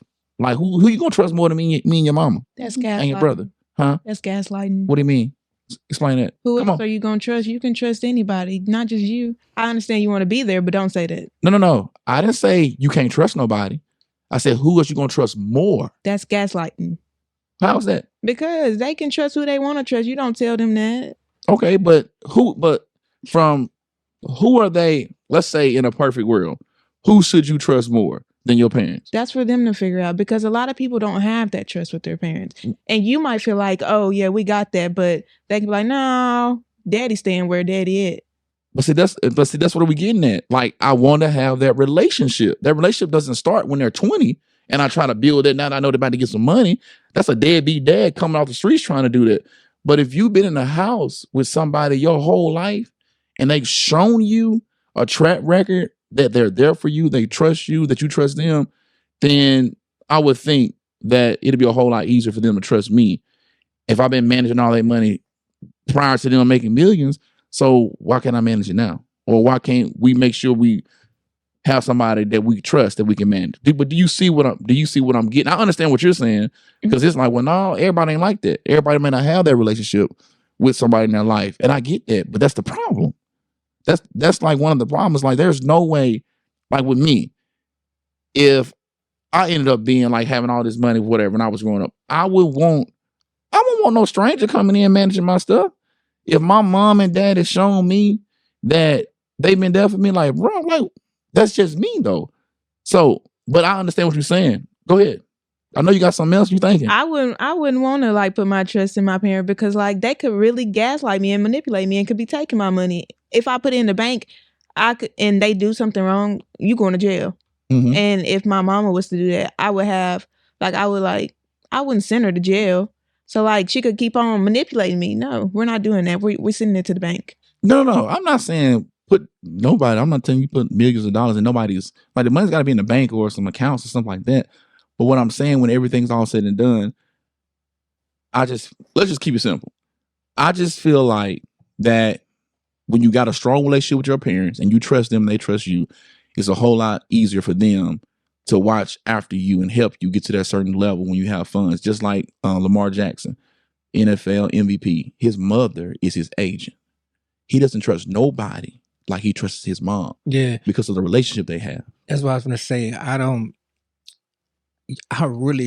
The older you get, the more you'll see. You want people to love you. You want to love a person and respect a person and trust a person enough without limitations, especially when it comes to marriage. And so even when it comes to your parents, like, the ideal for me is I would want to be able to trust my parents that much. But I know that everyone may not feel that way. But me personally, I would want to be able to trust my parents that much that I can allow them to have this position, whatever is needed, and know that it's okay. I get it. Everybody may not have that, and everybody got their own perspective when it comes to that. Would y'all like that? Would y'all like that relationship with your parents to where when you got older, they can help you guys teach you how to budget, help you manage your money, and kind of, get you ready to be able to go out there and truly, I could say y'all should have did that when we was like 5 or something. Whenever we like teenagers, I don't know. Or like even whenever we like 20 or 30, no. Okay. I don't know. I feel like you're grown. Yeah, like if you always give need me help, advice. Yeah. you always need help, but not managing, not you. manage. It kind of sounds like you want to be your child's friend whenever it gets older. No, I do. No, you need to be a parent, not a friend. No. I'm a parent now. I'm gonna be a friend when he's grown. No. I don't want to be your parents still telling you, dictating every little move that you make. No. Once you're grown and you show me you're mature enough, we friends now. Right now, I'm daddy. But when you're grown and you're out on your own, we cool. Now you come to me with advice, I got you. I'm still your dad. But that role has changed with me just being always trying to make sure. No. You grown, like you just said. So if you grown, you don't need me to be the daddy that I was when you were 15, when you were 10, when you were 5. No, you grown. Now, as a man, now it's time for me to, hey, look, lessen these reins up. You grown. I done showed you how to budget. I done showed you how to clean. I done showed you how to cook. I done showed you how to do all these different things. Go do it. That's me raising men. I don't need to be your friend now. You need guidance now. You need discipline. You need all this stuff now. So when you hit 25, now I can sit back and be like, guess what, y'all? Whew, I'm done with that part of my life. We cool now. But that's just me. Now, why do you feel like you said you don't want to be friends? No. You said you still want. So what does that look like then when you say that you want them to be your parents still when you're 25, you're grown? I mean, I'm gonna still need my mama, and like I want my mama to be my mama, not my friend. You're not my friend. I have friends for a reason. And whenever we get older, it's like my mom and her mom, they're close, but there's a difference between friends. And I can say I have family members who want to be friends with their kids almost, and it's very inappropriate. And we hit on this in church almost. It's very inappropriate, and it's not okay because we need accountability still whenever we're 40 and 50. And we need that until almost like you die. Like we need that. We don't need there's no friendship here. Let me ask you this, since you said what you're saying. So you mean to tell me that friends can't hold you accountable? I don't need my mom to be my friend. You don't need the roles to be confused. Yeah. But that's not what I'm asking you. My question was, can friends hold you accountable? It depends on the friend. Okay. But really, it's a mind thing. Like, a lot of people can't tell me nothing. I gotta, convince myself. Mm-hmm. Like, you could tell me all this stuff, and I'm going to disregard you, and I have to believe in myself. Because I'm a very stubborn person, too. And see, that's good. And everybody's different. You see what I'm saying? Like, my relationship with my kids is going to be totally different from, or maybe totally different from what your relationship and what yours is, and what everybody else's is. But when it's all said and done, you have to do what's comfortable for you, okay, in your relationship with your parents. Like, because I don't know the dynamics of anybody else's relationship with their parents, but in my mind, in the grand scheme of things, I would like for me and my sons to have such a great relationship that they don't mind me being around them. They don't mind me. They can come to me and talk to me about anything that's going on in their world. That's basically what I'm getting to. And I've seen too many situations where young men go out there and they fortunate to make all this money, and then they 5 years, 10 years down the road, they are broke and they back sleep on their parents' couch. But yet you done made over $15 million. I don't want it for my kids. Now, if they show me they already mature enough when they go off, hey, me and your mom just gonna come visit. We'll be at your home games. We'll be. I mean, it just depends on how the dynamics end up working out. So let me ask you this: it's everybody. Do y'all feel like y'all need to start working on building a stronger relationship with your parents? Will they work as strong as us though? You got to make sure it's equal, because if you putting in 80 and they ain't putting in none, or we putting in 50 and you putting in none, I'm gonna give up on you. And then back on what you said, like you want to be your kid's friend, that makes it comfortable for disrespect, and that's not okay. Okay. And so you keep throwing a lot out there, but what? Yeah, it's great. But what you're saying is this: can you not have a friend that doesn't disrespect you?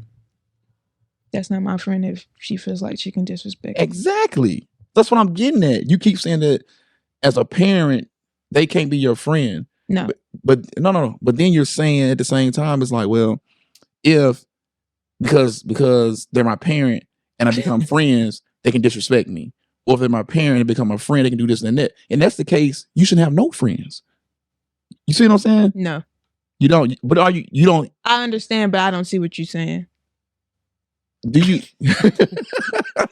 You go twin, bro. I love it. So when it's all said and done, everybody has to make their own decisions about how their relationship is going to be with their parents when it's all said and done. Yeah, because I'm gonna be honest with you. Just to be honest, man, I'm gonna stay in the parent role personally. Yeah, Gotcha. That's me. And my reason being is like, I've seen how a lot of kids or even grown adults that still got parents, I don't even get down with cussing around your parents and doing all that kind of crazy stuff that you would do with a friend. Like, I still need you to have a level of respect around me. Mm-hmm. You got what I'm saying? that's right.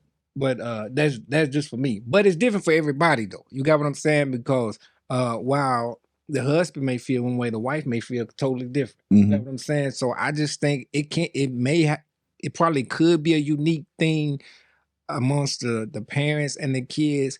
But I have seen a lot of times where there's conflict. Mm-hmm. And I've seen where the kids are okay with them being their parents until they're not getting their way. Mm-hmm. Yeah, until it's time to parent, and then they're like, Yeah. "Oh, I thought we was cool." No. Yeah. And then I've also seen too when the parents or vice versa, or the situation turned around. Mm-hmm. You got what I'm saying? Where it's a balance. It's cool for you to be parents right now, but then in this situation, I don't want to hear what you got to say as a parent. You got what I'm saying? So it go two ways. Yeah. Mm-hmm. It seems like basically what y'all are saying is like it has to be a balance. So it comes down to this: you got to be willing to take what you're trying to have. You got to be willing to give what you're trying to take. Mm-hmm. And take whatever you're trying to give. You got what I'm saying? Because see, that's the thing. Like my mom, like she's my friend now. Like, I mean, we like even her with my brother. They go to concerts together. They're friends. Like, and that's because of the relationship that we have built. My mom can come kick it. And like, now don't get me wrong. There's times where I was like, hey mom, give me your thoughts on this. Or hey mom, but for the most part, she's done raising me. Now she still prays for me. She still loves on me and all that kind of stuff. But I'm 39 years old. I don't need my mom calling me and asking me, did I pay my bills? Did I do this? No, when I need you to be a parent, then I'm going to come to you and say, hey mom, this is what's going on. Give me some advice on this. What should I do in this situation? But other than that, like my mom is like the dopest mother ever. So it sounds like the older that they get, maybe the responsibilities are lessened. Mm-hmm. Maybe they don't have to check on you, see if you're paying your bills and so on, different things like that. They don't have to do as much as responsibility as they had to when you were at a younger age. You got what I'm saying? Yeah. So what responsibility versus the role change? Yeah. So let me ask y'all this: what responsibility would you need your parents to have in your life when you 30 years old and you're grown and you're doing your own thing? Like, what parenting would you need at that age? Like on a consistent basis? My doctor's appointments, my dentist appointments. Hold up now. Too old. That's what I'm saying. Like, come on, tell me. Like, y'all, we talking now. Like, tell me what you need your parents to do at that age. I can tell you, I'm literally babied, so I don't know. Like, mama, she tells me to be independent, and I'm a very independent person, but I still want my mom there for like my doctor's appointments and my dentist appointments and all my appointments, actually. Okay. What about you, Jaden? As from a male perspective, what do you want your parents to be doing for you when you 25, 30 years old and you consider yourself grown? Basically what you were saying, I feel like there's nothing that they should have to feel like they need to do. It should be more of a, okay, if I need this, I go to them. Because that's how the relationship started. And if it started at like, like that as a friend, like looking at them as a friend, then that should be, okay, I'm 35. Okay, I need this. Let me go to them. This my friend. Okay, let's go kick it. Let's go still have that relationship, but know that I'm grown. I still got things that I need to do on my own. But if I need help, go to them. Okay. That determines on how good of a parent they were when you were younger. Okay. I would just say, I'm sorry. I would never kick it with my exactly parents. Now hanging out. Bonding is a different thing. Kicking it though, what's kicking it? Well, your kicking it may be different what our kicking it may be. Yeah. But that's I was thinking when you said that if I'm grown consistently, there should be nothing that I'm relying on my parents. Yeah, no. Like no, I'm grown. Okay. So your parent need to see you as being grown. Yes. Which means you shouldn't always splurge and spend money on certain things and so on just because I know mom or dad gonna come through. Don't bail me out. You know what I'm saying? So like if I'm gonna be grown, I need to be grown. Yeah. You got what I'm saying? So I think a lot of times what happened is the roles unintentionally can get swapped if you're not intentional on what it is that you're expecting from one another. Does that make sense? Mm-hmm. I know mine's don't because I always need my parents. I think it all depends on how you grew up and where you came from. And your how morals. Yeah. Morals are definitely a big thing. That is that's a great topic because we may think that my way is the best way or your way is the best way. But then you realize that, man, it could be a mixture or this just could be what works on my side because of the dynamics of the relationship and what we built and things like that. Going back to my original question that I asked y'all, I was like, do you feel like your relationship with your parents need to be stronger? I didn't ask y'all, did y'all want your parents to make the relationship stronger? I just asked you a general question. Do you feel like the relationship need to be stronger? Not mine, honestly. Okay. Mine good. Yeah, good. Okay. Do you feel like you want more from your parents at your age as of right now? I get the whole world, so. Okay. It's like by now, like, okay, we're 16. Mm-hmm. She's not yet, but that's okay. I mean, by now it's like that bond should already be established. Like you should already know, okay, this is how we're going to be then. Mm-hmm. It's kind of hard to build it. Yeah. No. I mean, you still can, but, it's different because like when you grew up a different way and you like try to switch and it's harder. Yeah, like if you've been in the home and you learned cussing and this, and then all of a sudden on a random Sunday we going to church and we doing this and we praying, we on our knees every day. It's gonna be like, what is you doing? Yeah, like it's you can switch the game up on me. I feel you. So everybody dynamics is just so different. Y'all looked at me like I was weird. She need to be a co-host, bro. She do. Yes. Like I was weird because I was like, man, I would like to be friends, you know what I'm saying, with my sons or like me and my mom, we're literally friends. Like, and it's to the point where like I'm like so cool with that. But that's just me. And so like, and it was even different when my wife kind of figured it out. She was like, you and your mom, y'all real cool. Like the stuff that you can watch and do with your mom, like, there's no way I can sit here and watch and do with my mom. You feel what I'm saying? And it's nothing in my mind. Is like we just kicking it. My mom knows sports. You know what I'm saying? We can go to a sporting event together. You know what I'm saying? And her meanable, like all of us, like, and we just kicking it. We just Her and the who? my boys.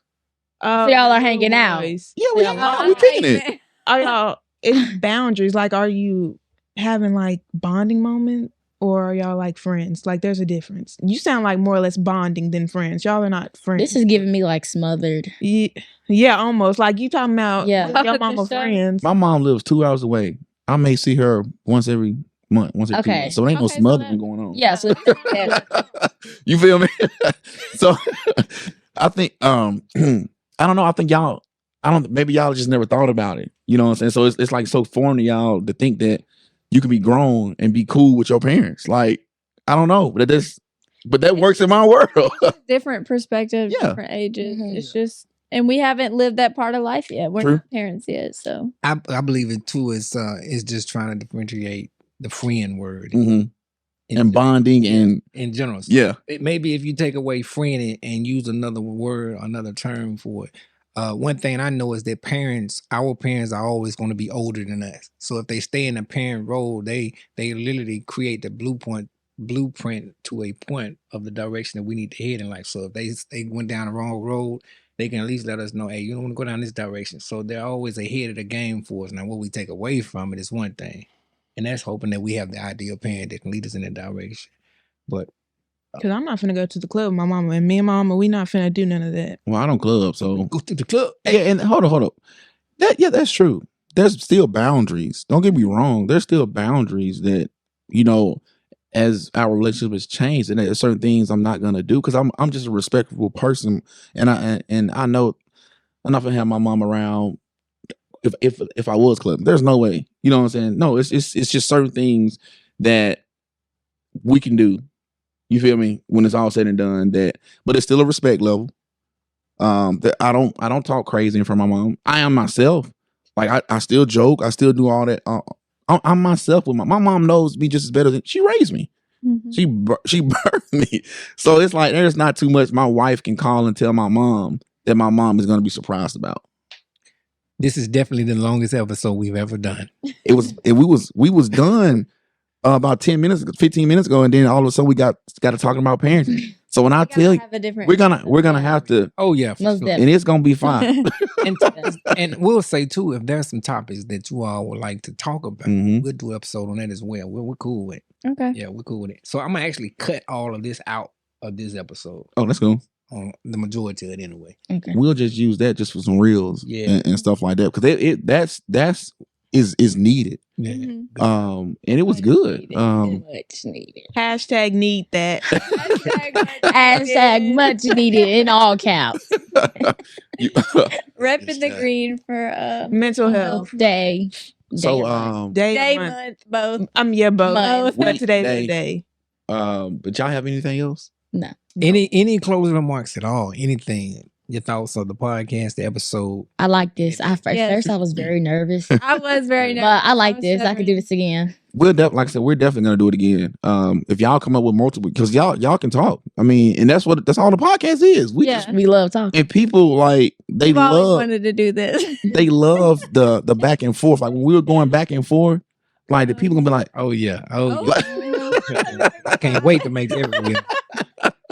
but I appreciate it, man. Like I'm always up for a good talk. And let me just say this to you, all of y'all: be open minded. Yeah.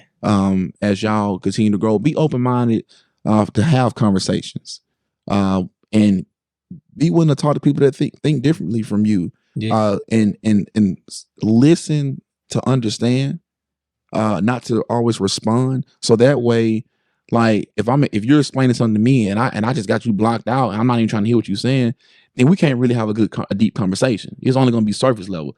But if I listen, like when you're talking, I'm listening to you, I'm trying to understand why you're saying what you're saying, that makes the conversation so much deeper. Then if you still don't agree, just agree to disagree and go on to the next topic. You feel me? For sure. So I appreciate y'all.